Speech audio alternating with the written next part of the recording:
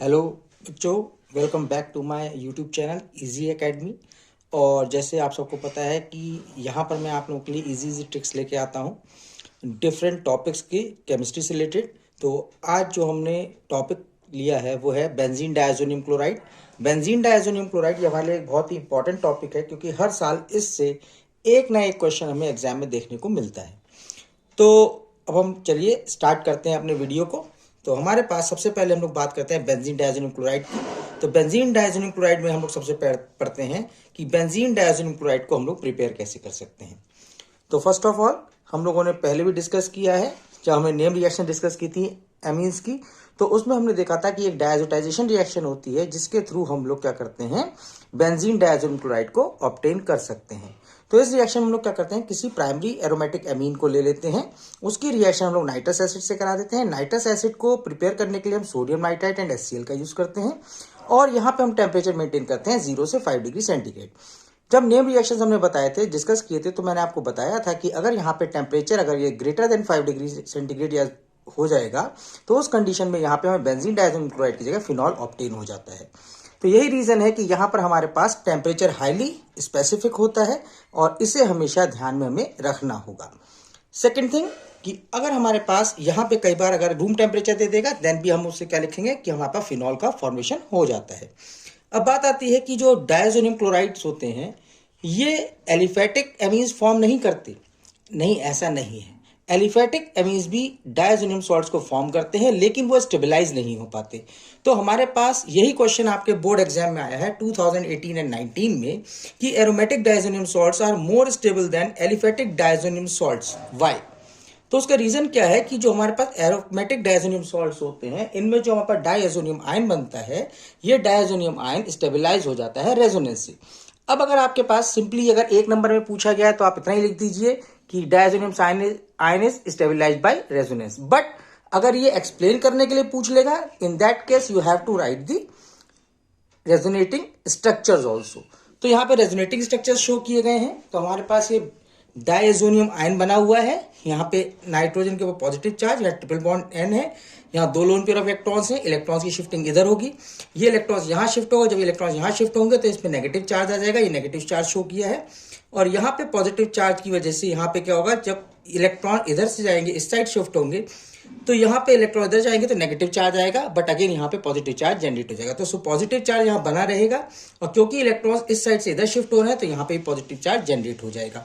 और इस तरीके से बार बार रेजोनेंस होने की वजह से यहाँ पे जो हमारे पास आयन होगा, बेंजीन डायज़ोनियम आयन, ये स्टेबलाइज हो जाएगा, और इसी वजह से हमारे पास जो एरोमेटिक बेंजीन डायज़ोनियम सॉल्ट्स होते हैं ये ज्यादा स्टेबल होते हैं as compare to the aliphatic diazonium salts.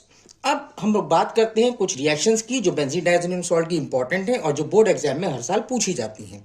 तो कौन कौन सी रिएक्शन सबसे ज्यादा पूछी जाती हैं, तो अब मैं आपको उनके साथ वो आपके साथ डिस्कस करता हूं। अब देखिए, जो जो रिएक्शंस पूछी गई हैं, जिन ईयर्स में पूछी गई हैं, हमने वहां यहाँ पे सब मेंशन कर दिया है। तो सबसे पहले एक चीज ये ध्यान रखिएगा कि ये रिएक्शंस आपसे कई बार पूछी गई है कि अगर नाइट्रोबेंजीन हम ले लें, नाइट्रोबेंजीन को हम रिड्यूस करा दे 10 एंड HCl से, तो क्या बनेगा। तो यहाँ पे हमें एनिलीन ऑब्टेन होता है। एनिलीन की अगर हम नाइट्रस एसिड से रिएक्शन करा देंगे, क्योंकि ये एनिलीन है, एरोमेटिक प्राइमरी एमीन है, इसकी रिएक्शन कराएंगे नाइट्रस एसिड से 0 से 5 डिग्री सेंटीग्रेड पे बेंजीन डायज़ोनियम क्लोराइड फॉर्म हो जाएगा। अब इस बेंजीन डायज़ोनियम क्लोराइड की रिएक्शन अगर हम लोग करा देंगे हाइपोफॉस्फोरस एसिड से H3PO2 से in the presence of Cu+ ions, तो ये कन्वर्ट हो जाता है बेंजीन में। अब ये रिएक्शन अगर हम देखें तो यहाँ पे ये रिएक्शन पूछी गई है कि बेंजीन डायज़ोनियम क्लोराइड को H3PO2 से अगर Cu+ आयंस की प्रेजेंस में हीट किया जाए या हाइड्रोलाइज किया जाए in the presence of water, तो क्या बनेगा। तो यहाँ 2010, 11, 12, 14 एंड 15 में रिएक्शन पूछी गई है, और यहाँ पे हमें बेंजीन ऑब्टेन हो जाता है।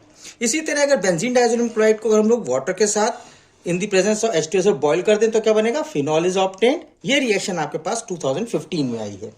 ठीक इसी तरीके से अगर क्योंकि कॉपर का हम सॉल्ट ले लें और HCl से ट्रीट करा दें यहाँ पे, तो यहाँ पे हमारे पास क्या होता है, ये पूरा ग्रुप यहाँ जाएगा और यहाँ क्लोरोबेंजीन ऑब्टेन हो जाता है। अब आपको ये पता होना चाहिए कि जो रिएक्शन है ये एक बहुत ही इंपॉर्टेंट नेम रिएक्शन है, जिसे हम लोग बोलते हैं सैंडमेयर रिएक्शन। अगर यहाँ पर हम लोग कॉपर पाउडर का यूज कर देते हैं तो यहाँ पे रिएक्शन बन जाती है गेटरमैन रिएक्शन।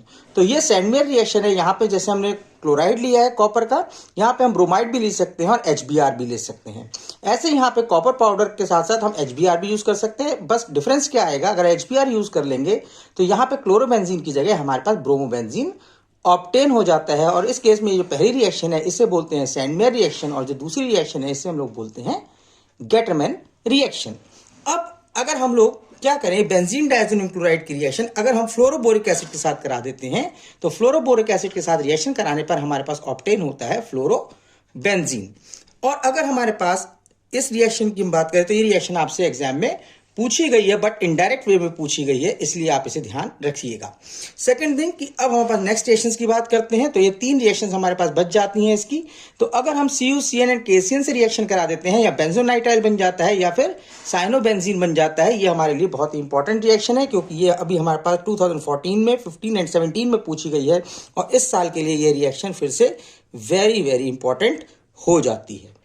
उसके बाद हम बात करते हैं अगर हम इथेनॉल से रिएक्ट करा दें तो इथेनॉल से भी अगर हम रिएक्ट करा देते हैं बेंजीन डायज़ोनियम क्लोराइड को तो हमें बेंजीन ऑब्टेन होता है। ये रिएक्शन भी हमारे लिए इंपॉर्टेंट है क्योंकि 2010 में, 2017 एंड 2018 में भी ये रिएक्शन आपसे पूछी गई थी।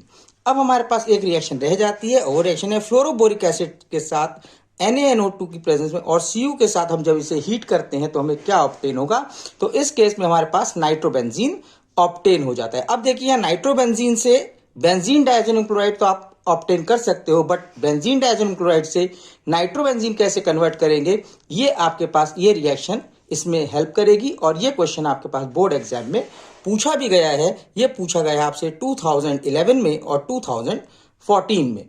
तो यहाँ पे हमारे पास जो रिएक्शंस है बेंजीन डायज़ोनियम क्लोराइड की, इनका प्रिपरेशन ये सब यहाँ पे कंप्लीट हो जाता है। और बोर्ड के जो लास्ट 10 इयर्स में क्वेश्चन पूछे गए हैं इस टॉपिक से रिलेटेड, वो सब भी मैंने अब आपको यहाँ पे डिस्कस कर दिए। अगर आपको ये वीडियो अच्छा लगा हो तो इसे लाइक कीजिए, शेयर कीजिए और सब्सक्राइब कीजिए और बने रहिए अगली वीडियो के लिए।